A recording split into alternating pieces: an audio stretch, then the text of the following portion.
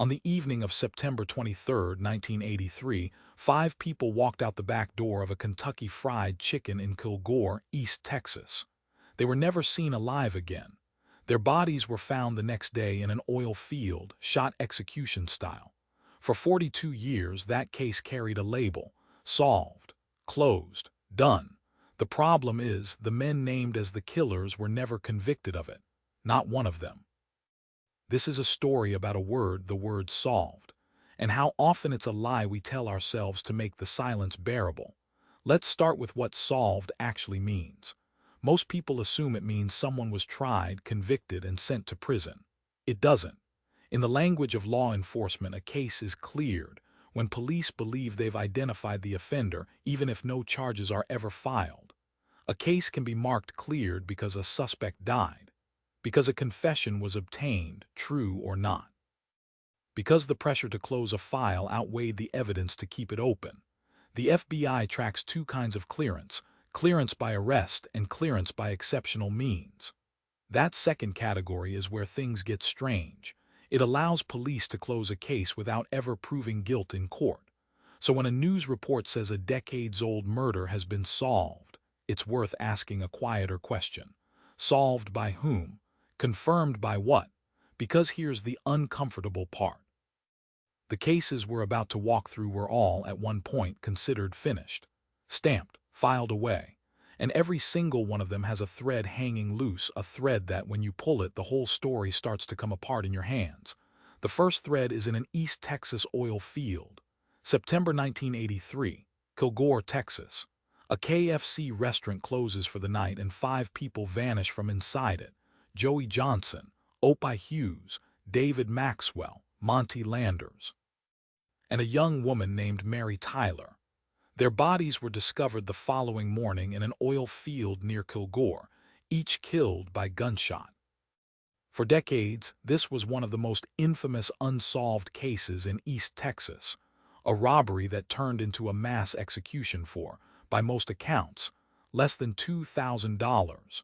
Then, in 2025, after 42 years, investigators announced they had closed it. The men they identified were already known to the justice system, but here is the detail that should stop you cold. The case was closed not because of a trial, not because of a fresh conviction tying these specific men to these specific 5 murders. It was closed by exceptional means. The suspects were dead, or otherwise beyond prosecution. So the families finally got an answer after 4 decades, an answer that can never be tested in a courtroom, an answer no jury will ever weigh. The file says solved. But ask yourself, if the accused can't defend themselves and the state can't prove its case, what exactly was proven? In Kilgore, the silence got a name. It did not get a verdict.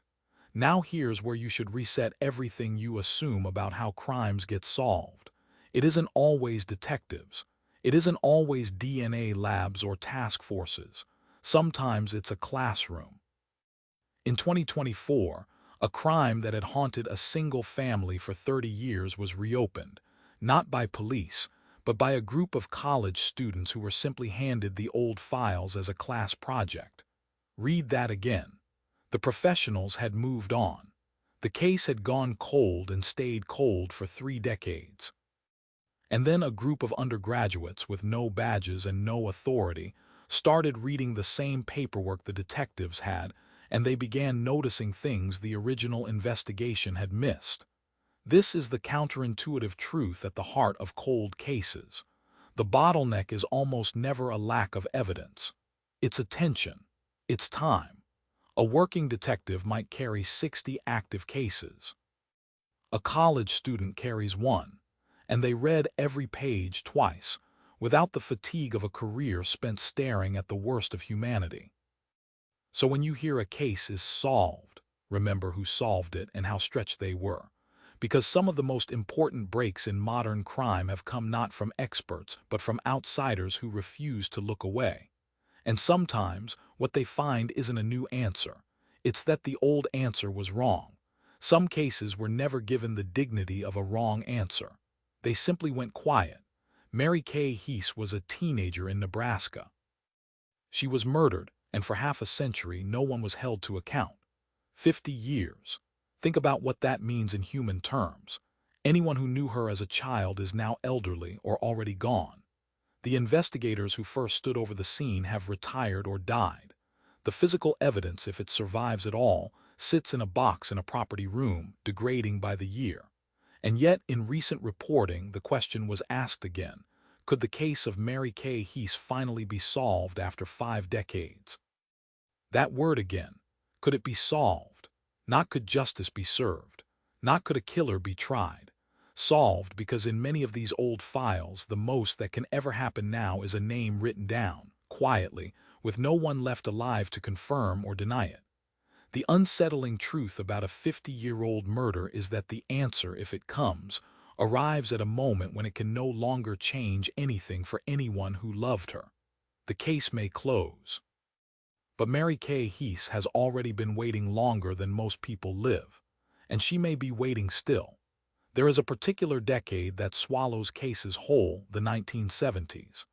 It was a time of fewer cameras, less forensic science, no DNA databases, and a transient, restless America where a person could vanish between 2 state lines and simply cease to exist on paper.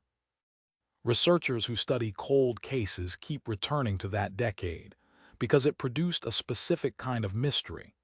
Crimes with bodies but no names, names but no bodies, and confessions that explained nothing.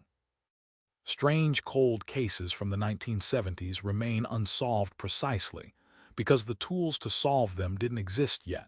And by the time they did, the trail had gone cold and the witnesses had scattered. But here's the part that should unsettle you. Modern genetic genealogy, the same technique that finally identified the Golden State Killer in 2018, is now being pointed back at these decades-old files. Which means some cases that were quietly marked solved in 1976 with a plausible suspect and a tidy story are now being re-examined with technology that can prove who was actually there. And occasionally, the DNA points somewhere no one expected, not at the convicted man, at someone else entirely. So the question becomes terrifyingly simple. How many cases from that decade are solved only because no one has yet tested whether they're true? There's a reason true crime has become one of the largest content categories on the internet, and it isn't morbid curiosity. It's that ordinary people have learned the institutions don't always finish the job. Creators like Mike Briady now build entire platforms around cold cases they want solved, naming the victims, listing the unanswered questions, and putting old files in front of audiences of millions. And it works. Tips come in. Cases get reopened. Suspects who thought they'd escaped notice find their names trending. This is the quiet revolution in unsolved crime. The investigation has been democratized. A retired detective, a podcast host, a college class, a stranger watching at 2 in the morning who happens to recognize a detail, any of them can be the reason a case moves. But there's a shadow to this. The same public attention that solves cases can also lock in the wrong answer. A confident creator, a viral theory, a name repeated often enough, and suddenly a story becomes solved in the public mind long before anything is proven. The crowd can find the truth. The crowd can also bury it under a more satisfying lie. And the most dangerous cases of all are the ones where everyone already agrees on who did it, and everyone is wrong. So let's pull all 5 threads together. The Kilgore KFC Murders closed after 42 years, but by exceptional means, with no trial to test the names. The 30-year case cracked open not by police, but by students with a stack of files. Mary Kay Heese, 50 years in the dark, where solved may now mean nothing more than a name with no one left to answer for it. The 1970s cases being quietly overturned by DNA that points at strangers, and the crowd-solved crimes where conviction lives in the public certainty, not in evidence. What connects them isn't a killer, it's a word. Solved is not a fact. It's a decision made by tired people under pressure with the tools they had at the time. And every one of those decisions can be wrong. The grim arithmetic is this. A closed case is a case no one is working anymore. The moment we believe something is solved, we stop looking, which means the surest way to protect a guilty person isn't to hide the crime. It's to let the world believe it's already been answered. Somewhere right now, there is a case file stamped closed. The real killer knows it, and they are counting on the rest of us to never read it again. Here's the one thing to take with you.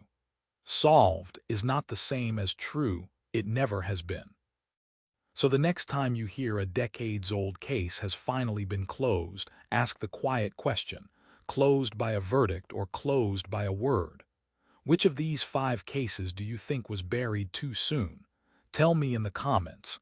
And if you want the stories the mainstream leaves out, subscribe to Obscura Files. We don't stop reading the files.